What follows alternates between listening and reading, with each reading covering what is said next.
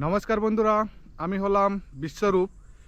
আর আজকে আমি আপনাদেরকে নিয়ে যাব আমাদের পাশের গ্রাম বেঁচাবনিতে। সাদা পাথরের একটি পাহাড় রয়েছে সেখানে। আমি বেশ কিছুদিন ধরেই ফেসবুকের বিভিন্ন পেজে দেখছিলাম সাদা পাথরের পাহাড়। তো আমি ভাবলাম যে আমি আমাদের এই যে পার্শ্ববর্তী যে গ্রাম বেঁচাবনিকে কেন পিছিয়ে রাখবো। তো যাই হোক, যেহেতু আমার একেবারে পাশের গ্রাম, তাই আমি ভাবলাম যে এখানের একটি ভার্চুয়াল ট্যুর আপনাদেরকে করা যেতে পারে। তো যেমন চিন্তা সেরকম কাজ, এই ভেবে আজ সানডে ফান্ডের দিনে আমি বেরিয়ে পড়েছি। আমি এই পথ দিয়ে এলাম, আর এখানে আমি আমার গাড়ি রেখে দিয়েছি। সামনে একটি বট গাছ রয়েছে, আর যে আপনারা ডাউনটি দেখতে পাচ্ছেন ওখানে একটি ছোট্ট জোড় বয়ে গেছে। তো চলুন, আপনারা আমার সঙ্গে চলুন, আর আপনাদেরকে আমি সাদা পাথরের যে পাহাড়, সেই সাদা পাথরের পাহাড়কে ভালোভাবে দেখানোর একটু চেষ্টা করব। আমি হেঁটে হেঁটে উঠে যাচ্ছি সাদা পাথর যেখানে রয়েছে সেই দিকে। আর দেখছেন আমার যে চারিপাশের পরিবেশ, কত সুন্দর পরিবেশ।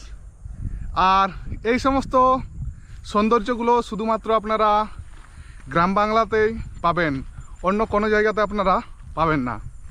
তো চলুন, আমার সঙ্গে আপনারাও ভার্চুয়ালি এই পাহাড়ে ওঠা শুরু করুন। আমি অনেকটাই ওপরে উঠে এলাম, আর এবার দেখুন, এবার কিন্তু রাস্তা আবারও অনেক রোমাঞ্চকর হচ্ছে। পাহাড়ের কিছুটা উপরে ওঠা মাত্রই এখানকার যে এরিয়াল ভিউর একটা বিশাল পরিবর্তন হচ্ছে, কারণ এখান থেকে আমি অনেকটা জায়গা পরিষ্কার দেখতে পাচ্ছি। আর দেখুন, বৃক্ষরোপণের ফলে এই জায়গাটি কিন্তু সবুজময় হয়েছে। আগে কিন্তু এই সাদা পাথর দূর থেকেই দেখা যেত। আর আপনারা যারা জানেন, আপনারা কমেন্ট করুন যে এই যে গাছগুলো আপনাদেরকে আমি দেখাচ্ছি, এই গাছগুলো কি গাছ। আর যারা জানেন না তাদের উদ্দেশ্যে আমি বলে দিচ্ছি, এই গাছগুলো যে নাম তা কিন্তু আমি আমার কমেন্ট বক্সের প্রথম কমেন্টে দিয়ে দেব। আজ বন্ধুরা আমি একা একা এসেছি এই সাদা পাথরের পাহাড় দেখার জন্য, আর আমার সঙ্গে আপনারাও এসেছেন ভার্চুয়ালি এই পাহাড়কে দেখার জন্য। আমি পাহাড়ের মোটামুটি 90% উপরে উঠে গেছি, আর এরই মধ্যে বিভিন্ন জায়গাতে দু একটা পাথর আমি পড়ে থাকতে দেখছি। এই দেখুন,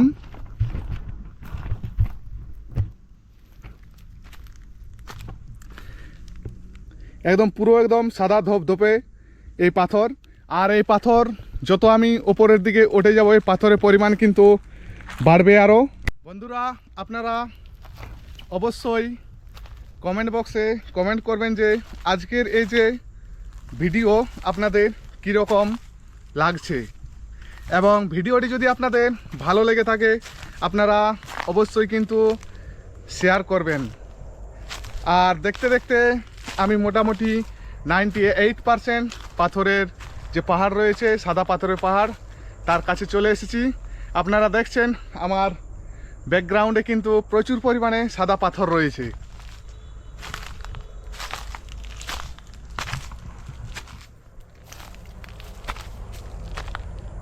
আর এই পাহাড়ে উঠে যাওয়ার পর কিন্তু গ্রামটি যে রয়েছে বেঁচাবনি, পুরো গ্রামটিকে কিন্তু পরিষ্কার দেখা যায়।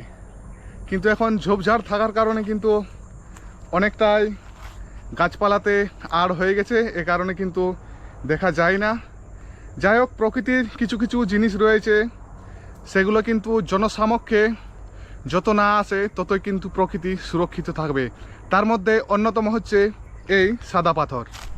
আমার এখনও মনে পড়ে যে আমরা মাঝে মধ্যেই কিন্তু এই যে সাদা পাথরের চাঁইগুলো দেখতে পাচ্ছেন, এগুলোতে এসে আমরা সময় কাটাতাম, কিন্তু এখন আর আসা হয় না এখানে। আর দেখুন, অনেক বড় বড় পাথরের চাই।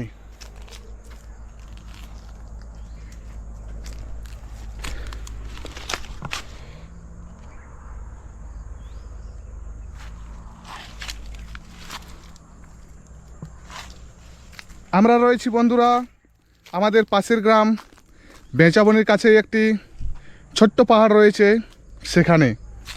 আর আপনারা যদি এই লুকিয়ে থাকা সাদা পাথর দেখতে চান তাহলে কিন্তু আপনাদেরকে আমি পথ নির্দেশ অবশ্যই করে দেব।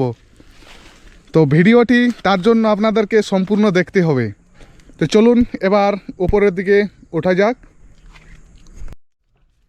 এই সমস্ত জিনিসগুলো আমার বরাবরই খুব পছন্দের জিনিস, আর আপনাদেরকে মাঝে মধ্যেই আমি এরকম পাহাড়ে চড়ার ভিডিও এবং জঙ্গলে যে ট্রেক করার ভিডিও আপনাদের সামনে নিয়ে আসি। আর আজকেও কিন্তু তার কোনো ঘাটতি হচ্ছে না, আপনারা দেখতে পাচ্ছেন। আমি কিন্তু সাদা পাথরের যে চায় রয়েছে একদম উপরে উঠে গেছি, আপনারা দেখছেন। আর পাথরের কালার দেখুন, একদম ধপধপে সাদা। এই বেঁচাবনি পাহাড়ের অনেকটা অংশ জুড়েই কিন্তু এই সাদা পাথর আপনারা দেখতে পেয়ে যাবেন।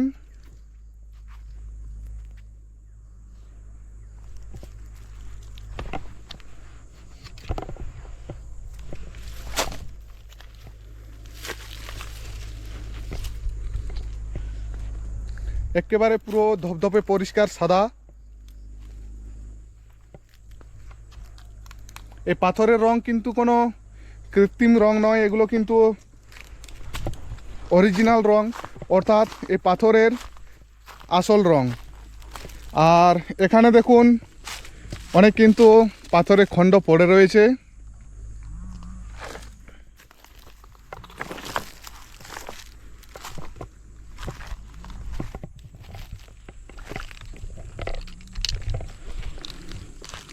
এ হচ্ছে সাদা পাথর।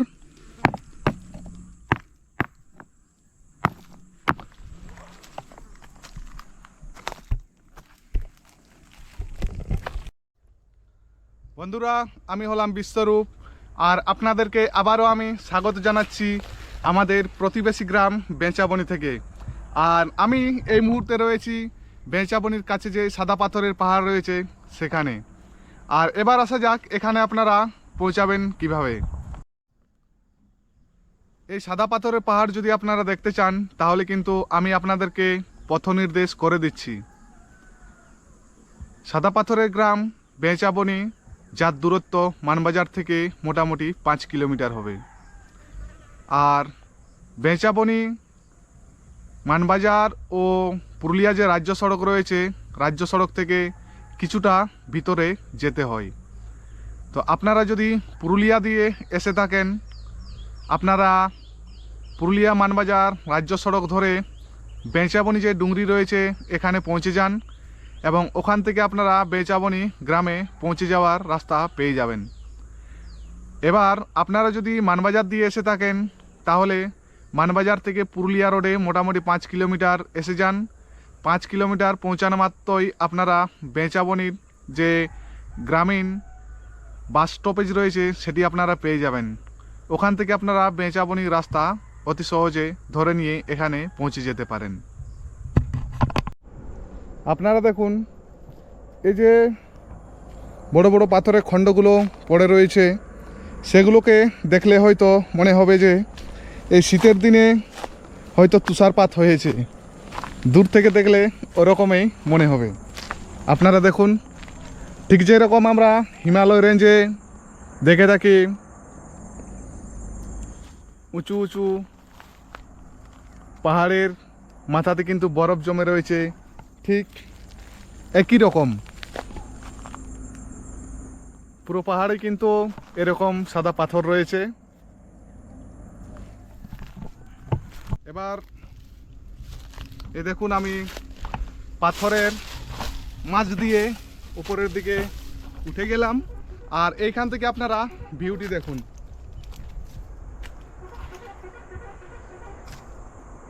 চারিপাশে শুধুমাত্র একটু এরিয়া নয়, বিশাল বড় এরিয়া জুড়ে এই পাথর আপনারা দেখতে পেয়ে যাবেন। আর আপনারা এই সমস্ত জিনিসগুলো যদি দেখতে চান আমাদের সঙ্গে কিন্তু আপনাদেরকে অবশ্যই যোগাযোগ করতে হবে। আর আমরা আমাদের পুরুলিয়া জেলার অব্বিট জায়গাতে লুকিয়ে থাকা এই সমস্ত রত্নভাণ্ডার আপনাদেরকে দেখাবো, এটি আমি নিশ্চিত সহকারে বলতে পারি। তো যাই হোক, অনেকটাই সময় আমরা এখানে কাটালাম, এবার নিচে নেমে যাব। আর হয়তো কিছুক্ষণের মধ্যেই আমার এই যে উপস্থাপনটা কিন্তু শেষ হতে চলেছে। তো যাওয়ার আগে কিন্তু আমি আরেকবার এই পুরো এলাকাটি দেখানোর চেষ্টা করব। আরেকটি কথা, এই পাথরগুলোর কিন্তু ধার কিন্তু প্রচুর রয়েছে বন্ধুরা, সাউন্ড দেখুন,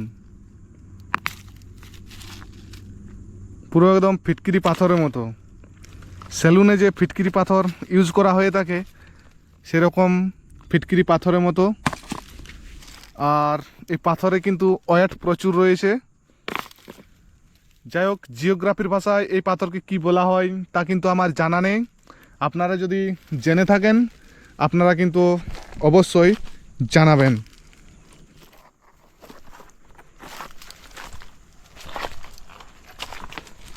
এই পাশ দিয়ে আমি হেঁটে হেঁটে নিচের দিকে নেমে যাব, যেহেতু আমার পুরো এলাকাটি দেখা হয়ে গেছে।